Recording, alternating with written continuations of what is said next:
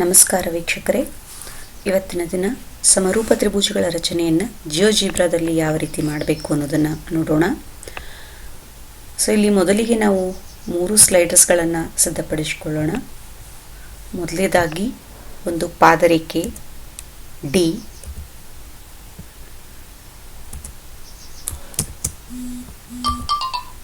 ನಂತರ ಅದರ ದೂರ ಮಿನಿಮಮ್ 1, ಮ್ಯಾಕ್ಸಿಮಮ್ 8 ಆಗಿರಲಿ. ಇನ್ಕ್ರಿಮೆಂಟ್ ಬೇಕಿದ್ರೆ ನೀವು 0.5 ಅಂತ ಇಟ್ಕೊಳ್ಬೋದು. ಓಕೆ, ಹಾಗೆಯೇ ತ್ರಿಜ್ಯಗಳು ಎ ಬದಲಾಗಿ R, minimum 1, maximum 7, increment 0.5. Okay,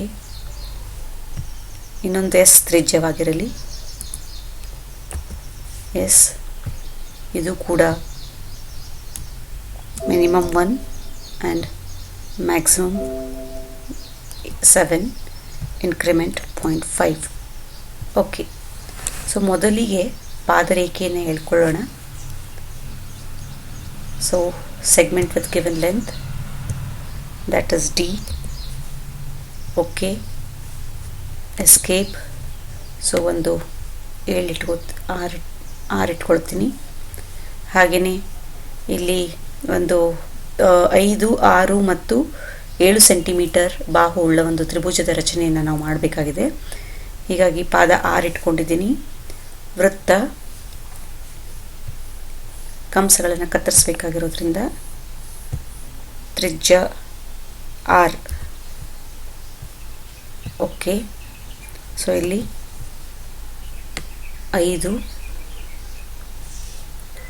ಹಾಗೆಯೇ ಮತ್ತೊಂದು ವೃತ್ತ ತ್ರಿಜ್ಯ S.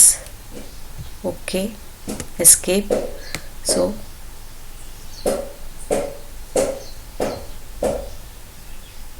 6 ಸೆಂಟಿಮೀಟರ್.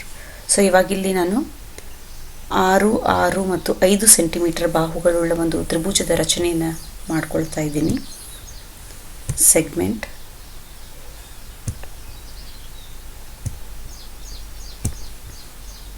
ಸೊ ಬೇಕಾಗಿರುವ ತ್ರಿಜ್ಯ ಸಿದ್ಧವಾಯಿತು.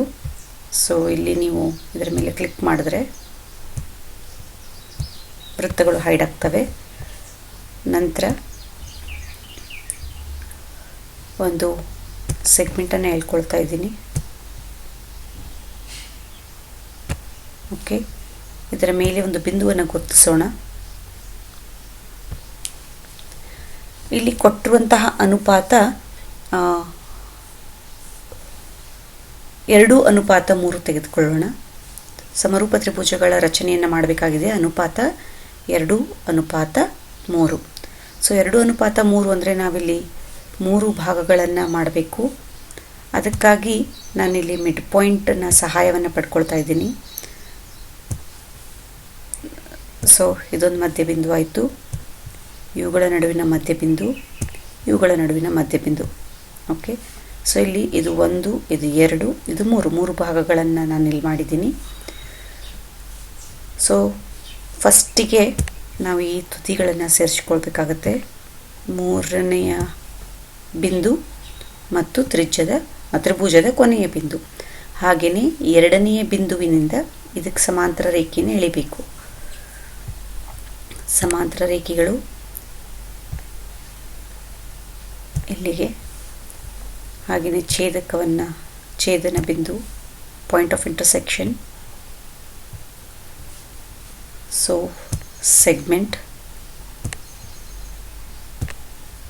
Then K line. ಇದು ಕೆ ಲೈನ್ ಆಗಿರೋದ್ರಿಂದ ಇಲ್ಲಿ ಕೆ ಮೇಲೆ ಕ್ಲಿಕ್ ಮಾಡ್ತಾ ಇದ್ದೀನಿ. ಹಾಗೆಯೇ ಮತ್ತೊಂದು ಸಮಾಂತರ ರೇಖೆ ಈ ರೇಖೆಗೆ ಈ ಬಿಂದುವಿನಿಂದ ಪಾಯಿಂಟ್ ಆಫ್ ಇಂಟರ್ಸೆಕ್ಷನ್. ಇದು ಸೆಗ್ಮೆಂಟನ್ನು ಹೇಳ್ಕೊಳ್ಳಿ. So this is M line.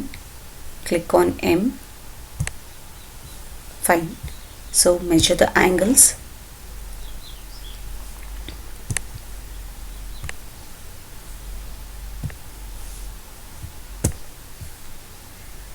measure the angles to show that these lines are parallel. In the same way, measure these angles also. So escape. Okay, this is the required construction. So in case if the measures of the triangle change, you can change it here. So with any given length, you can show it to the children. In the same way, you can show the perpendicular angle also here.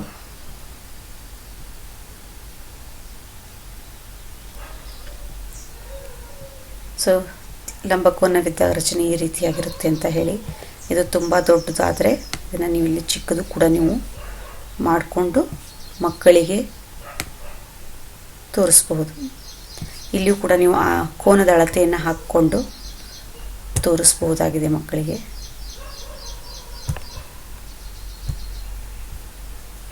Escape.